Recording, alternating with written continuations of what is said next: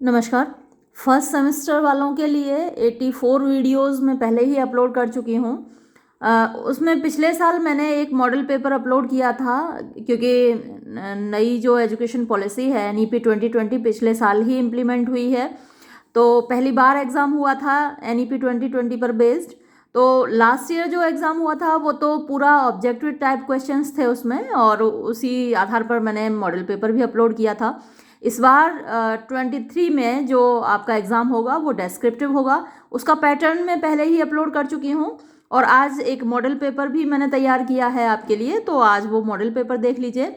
अपनी यूनिवर्सिटी में तो क्योंकि ऑब्जेक्टिव हुआ था, तो प्रीवियस ईयर्स का कोई क्वेश्चन पेपर है ही नहीं। पिछले साल ही NEP 2020 लागू हुई है, तो कोई प्रीवियस क्वेश्चन पेपर है नहीं अपने यहाँ का। लेकिन कुछ दूसरी यूनिवर्सिटीज़ में डेस्क्रिप्टिव पेपर हुआ था, तो मैं कोशिश करूँगी कि आपके लिए उन दूसरी यूनिवर्सिटीज़ का पिछले साल का पेपर भी अपलोड कर दूँ। आज ये मॉडल पेपर देख लीजिए। तो जैसा कि मैंने पैटर्न जब अपलोड किया था आपने देख ही लिया होगा, उसमें 3 सेक्शंस होंगे, और पहला सेक्शन है सेक्शन ए। इसमें 10 क्वेश्चन होंगे। कहीं very short answer type questions भी आ सकते हैं, और आपके लिए मल्टीपल चॉइस क्वेश्चंस भी आ सकते हैं। तो मैंने यहाँ पर मल्टीपल चॉइस क्वेश्चंस ही रखे हैं आपके लिए 10, जिसमें पहला क्वेश्चन देखिए, एगनी, ग्रीफ, मिजरी, सोरो आर यूज फॉर। तो ये सब किसके लिए प्रयोग किए जाते हैं? दुख, कष्ट, बेचैनी, ये सब। तो जो ऑप्शंस हैं, पैथोस, मेलोडी, कॉमेडी और नन ऑफ दीज। तो इसमें से पैथोस के लिए अपलोड किए जाते पैथोस के लिए यूज़ किए जाते हैं। दूसरा क्वेश्चन है, in which year did Rabindranath Tagore get Nobel prize? Rabindranath Tagore को नोबेल प्राइज़ कब मिला? तो ये आपको अच्छे से मालूम ही है कि उनको नोबेल प्राइज़ 1913 में मिला। ऑप्शंस मैंने 1911, 12, 13, 14 रखे हैं, और ये बहुत आसान क्वेश्चंस हैं जो मैंने दिए हैं आपके लिए। एग्ज़ाम में इतना आसान तो नहीं आएगा। तो जो ये मॉडल पेपर मैंने बनाया है, इसमें मेरे हिसाब से आपको सब कुछ आना चाहिए, है ना। ये आपके लिए ईजीएस्ट क्वेश्चन पेपर है। फिर थर्ड क्वेश्चन मैंने रखा है, Savitri is an epic composed bye. तो सावित्री महाकाव्य किसने लिखा है? श्री अरबिंदो, रविन्द्रनाथ टैगोर, RK नारायण, सरोजनी नायडू। आप सोच लीजिए आपके दिमाग में अगर आंसर आ गया है कि नहीं। सावित्री जो एपिक है वो श्री अरबिंदो ने लिखा है। फिर फोर्थ क्वेश्चन यहाँ देखिए, essays of Elia refers to the writings of. तो एसेज ऑफ इलिया किसके लेखन को कहा जाता है, यानी किसके एसेज के लिए ये शब्द एसेज ऑफ इलिया प्रयोग किया जाता है? चार्ल्स लैम्ब, बेकन, एडिसन या फिर AG गार्डनर? तो आपको दिमाग में आया आंसर इसका? नहीं आया? चलिए मैं बता देती हूँ। Essays of Iliya Charles lamb के एसेज को कहा जाता है। फिर है, व्हाट इज़ पावर पॉइंट? तो पावर पॉइंट क्या है? अ प्रेजेंटेशन प्रोग्राम, अ डम show, a mask dance, a puppet show. तो ये आपको मालूम ही है, क्लास में आपने अच्छे से पढ़ा है। ये एक प्रेजेंटेशन प्रोग्राम है। इसके बाद question number 6, times new Roman is a. तो टाइम्स न्यू रोमन क्या है? Type of font in computer, type of pie chart, type of diagram या नन ऑफ द अबव। तो टाइम्स न्यू रोमन आपको मालूम ही, उसमें हम टाइप करते हैं। तो एक फॉन्ट है कंप्यूटर में जिसका नाम है टाइम्स न्यू रोमन। तो हमारा जवाब इसमें A रहेगा। फिर है, हॉस्टाइल मैसेज इज। तो अगर आपके पास कोई ऐसा मैसेज आता है जिसमें आपके लिए गालियाँ लिखी हों, किसी ने गुस्से में आपको मैसेज भेजा, ख़राब मैसेज आते रहते हैं, बुली करने वाले, आपको धमकियाँ देने वाले मैसेज। तो ऐसे मैसेजेस को क्या बोलते हैं? फायर बोलते हैं उन मैसेज को, फ्लेम बोलते हैं, ऐश बोलते हैं या स्मोक बोलते हैं? तो जो ऐसे मैसेज होते हैं उनको हम क्या बोलते हैं? दिमाग में आया आंसर कि नहीं? नहीं आया तो मैं बता देती हूँ, फ्लेम बोलते हैं। फिर है question number 8, command Ctrl+F is use for. तो ये जो कमांड है Ctrl+F, इसको किस चीज़ के लिए प्रयोग किया जाता है कंप्यूटर में?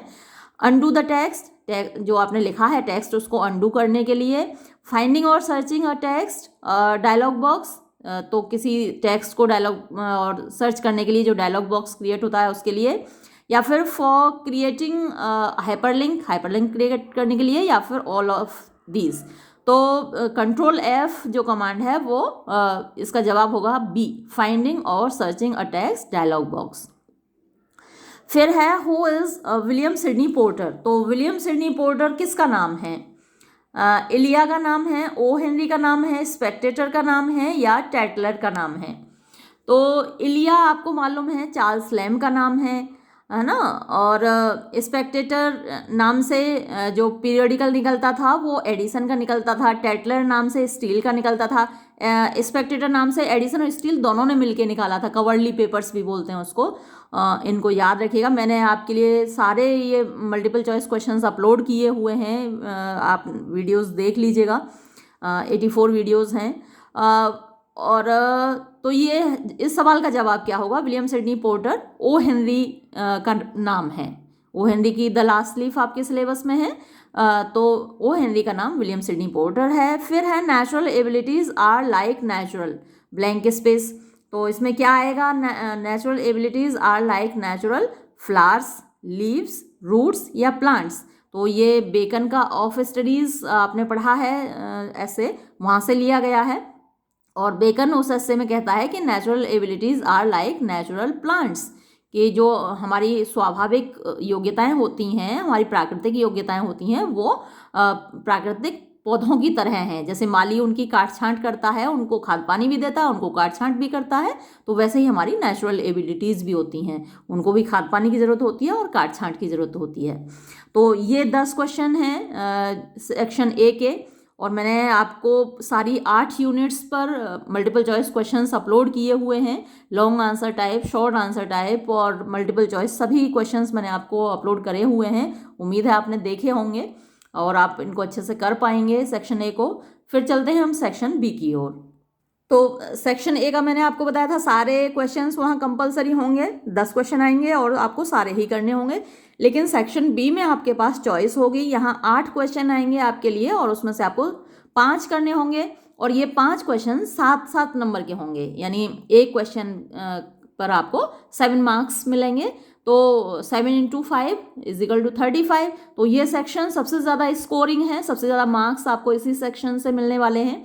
हालांकि जो सेक्शन ए है उसमें अगर आपके क्वेश्चन सही गए, आपने सही ऑप्शन चूज़ किया, तो वहाँ फुल मार्क्स मिलेंगे आपको, है ना। 10 क्वेश्चन अगर आपके सही गए तो वहाँ पूरे 20 मार्क्स मिलेंगे। लेकिन ये सेक्शन में आप आंसर कितना भी अच्छा लिखेंगे तो भी आपको 7 आउट ऑफ 7 नहीं मिलेंगे। ये थोड़ा लिटरेचर का ड्रॉबैक रहता है कि आप आंसर कितना भी अच्छा लिखें तब भी एग्जामिनर कभी आपको फुल मार्क्स नहीं देता डेस्क्रिप्टिव आंसर्स पर। लेकिन जो आपके ऑब्जेक्टिव आंसर्स होते हैं, ऑब्जेक्टिव क्वेश्चंस होते हैं, उनमें फुल मार्क्स मिलते हैं। तो कोशिश कीजिएगा कि वो 10 ऑब्जेक्टिव आपके सही चले जाएं, 20 मार्क्स आपके वहाँ कवर हो जाएं। तो यहाँ पर मैंने जो क्वेश्चंस आपके लिए चूज़ किए हैं, what is the theme of the last leaf. तो द लास्ट लीफ कहानी की थीम क्या है?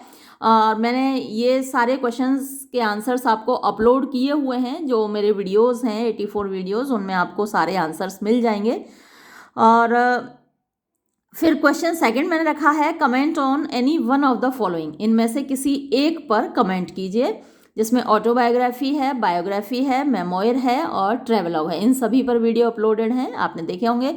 तो इनमें से किसी एक पर कमेंट करना है। मैंने आपके लिए क्वेश्चन पेपर ये आसान बना दिया है, लेकिन इतनी चॉइस आपको वहाँ शायद नहीं देगा एग्जामिनर। मैंने तो आपको यहाँ चॉइस दे दी कि आप इनमें से किसी एक पर कमेंट कर सकते हैं, लेकिन एग्जामिनर आपको हो सकता है इनमें से एक ही टॉपिक दे, है ना। तो आपको ये सारे टॉपिक्स तैयार रखने हैं, सभी पर मैंने वीडियो अपलोड किए हुए हैं। फिर क्वेश्चन थर्ड है write a short note on any one of the following. तो इनमें से किसी एक पर आपको शॉर्ट नोट लिखना है। एनालॉजी है, एंटीथेसिस है, इमेजरी है, एफोरिज्म है, इन्वर्जन है, पैथोस है। तो फिर वही मैं आपको बताऊं कि मैंने आपके लिए आसान बना दिया है, लेकिन एग्जामिनर आपको हो सकता है इतनी चॉइस ना दे कि इनमें से किसी एक पर आप नोट लिखिए, शॉर्ट नोट लिखिए। इस तरीके से ही क्वेश्चंस पूछे जाएंगे आपको। थोड़े और लैंग्वेज बदल सकता है, लेकिन आपको लिखना वही है जो मैंने आपको बता रखा है अपने वीडियोज़ में, उतना ही आप लिखेंगे यहाँ पर। क्योंकि ये शॉर्ट आंसर टाइप क्वेश्चंस हैं, तो यहाँ आधा पेज या 1 पेज मैक्सिमम लिखना आपके लिए काफ़ी होगा। और फिर चलते हैं हम क्वेश्चन नंबर 4 की तरफ। और क्वेश्चन नंबर 4 में how did the high cast villagers, S होना चाहिए यहाँ पर, ट्रीट चंदू, तो जो उच्च जाति के गांव वाले थे वो चंदू के साथ कैसा व्यवहार करते थे। तो ये आपने पढ़ी ही है कहानी बार्बर्स ट्रेड यूनियन, तो वहाँ से आप जवाब दे पाएंगे। और मैंने इन क्वेश्चंस के आंसर्स भी अपलोड किए हुए हैं, और मैं कोशिश करूँगी एक दो चैप्टर्स जो रह गए हैं जिनके मैं आंसर अपलोड नहीं कर पाई हूँ, शॉर्ट आंसर टाइप क्वेश्चंस या तो कोशिश करूँगी कि और अपलोड कर दूँ आपके लिए। फिर है why does Nambi stop telling stories at the end, तो अंत में नम्बी ने कहानी सुनाना क्यों बंद कर दिया। तो कहानी आपने पढ़ी हुई है और आप इस सवाल का जवाब दे पाएंगे। अगर नहीं पढ़ी है तो पढ़ लीजिएगा, मैंने वीडियो ये सारे अपलोड किए ही हुए हैं, इस कहानी का पूरा वीडियो है। क्वेश्चन 6 है describe the afternoon when children want to play, उस आफ्टरनून का वर्णन कीजिए जब बच्चे खेलना चाहते हैं। तो चिल्ड्रन एट प्ले आपने कहानी पढ़ी है, आप इस सवाल का भी जवाब दे पाएंगे। फिर 7th क्वेश्चन है according to Virginia Woolf what are the 2 main hurdles to women's professional identity, यानी वर्जीनिया वुल्फ के अनुसार कौन सी 2 बाधाएं हैं जो औरतों के व्यावसायिक जो पहचान है उसमें बाधा बनती हैं, कौन सी 2 बाधाएं हैं जो उनके रास्ते में आती हैं। तो वर्जीनिया वुल्फ का आपने प्रोफेशंस फॉर वुमेन पढ़ा है चैप्टर, तो इसका जवाब आप दे पाएंगे। और 8th क्वेश्चन है write a short note on the life and works of APJ Abdul Kalam, तो एपीजे अब्दुल कलाम के लाइफ और वर्क्स पर आपको एक छोटा सा नोट लिखना है, उनके बारे में लिखना है, ये इस सवाल का जवाब होगा। तो ये हुआ आपका सेक्शन बी। अब चलते हैं सेक्शन सी की तरफ।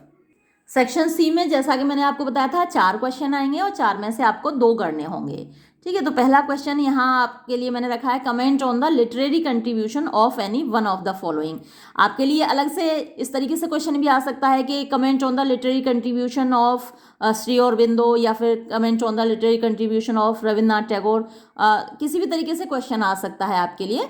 तो मैंने इनके बारे में सब के बारे में वीडियो बनाया हुआ है, अपलोड किया हुआ है, उनके लाइफ और वर्क्स आपको बताए हुए हैं, तो आपको वही लिखना है। उनका पहले ब्रीफली उनके लाइफ के बारे में लिखिए और फिर उनके कंट्रीब्यूशन के बारे में जो जो उन्होंने लिखा है।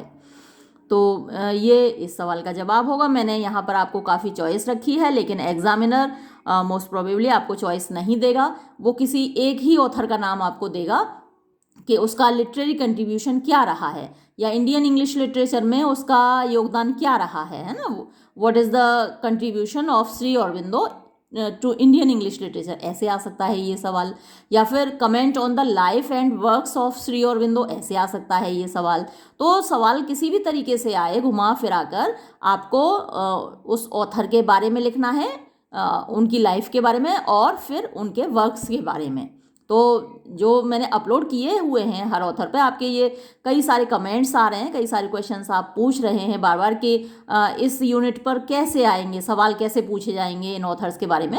तो इन ऑथर्स के बारे में इसी तरीके से सवाल आएगा कि या तो उनका लिटरेरी कंट्रीब्यूशन बताइए या फिर उनके लाइफ और वर्क्स पे कमेंट कीजिए। तो आपको वही लिखना है जो मैंने आपको बताया हुआ है सारे वीडियोज़ में।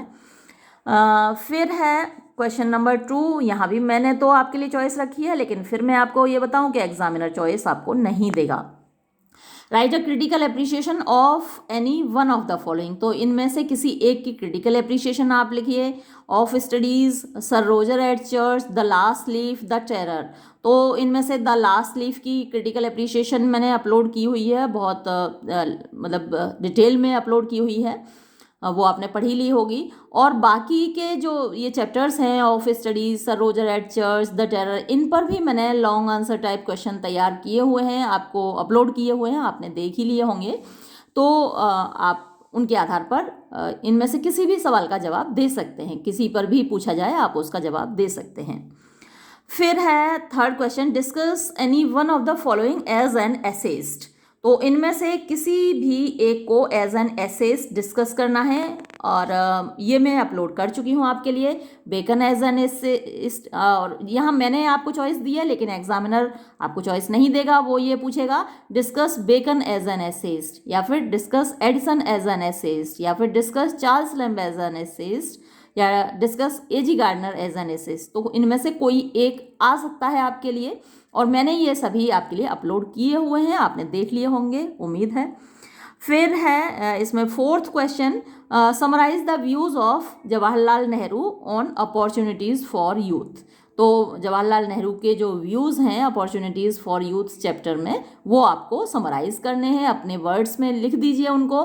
तो अगर आपने वो चैप्टर पढ़ा हुआ है तो आप ज़रूर इसको कर पाएंगे। मैंने ये सब कुछ आपके लिए अपलोड किया हुआ है। सबसे ज़्यादा मैंने फर्स्ट सेमेस्टर वालों के लिए भी अब तक अपलोड किया है। 84 वीडियोज़ ऑलरेडी हैं, ये 85th वीडियो होगा आपके लिए। तो मेरी तरफ से कोई कमी नहीं है सेमेस्टर फर्स्ट वालों के लिए। अब बेटा आपके ऊपर डिपेंड करता है कि आप कितनी मेहनत कर पाते हैं, उसी हिसाब से आप परफॉर्म करेंगे। और मैं कोशिश करूँगी कि 1-2 प्रीवियस ईयर का क्वेश्चन पेपर भी आपके लिए अपलोड कर दूँ, जो कि अदर यूनिवर्सिटी के ही होंगे, क्योंकि हमारी यूनिवर्सिटी में तो अभी पहली बार हो रहा है डेस्क्रिप्टिव एग्ज़ाम फर्स्ट सेमेस्टर का। ये वीडियो मैं यहीं समाप्त करूँगी। धन्यवाद।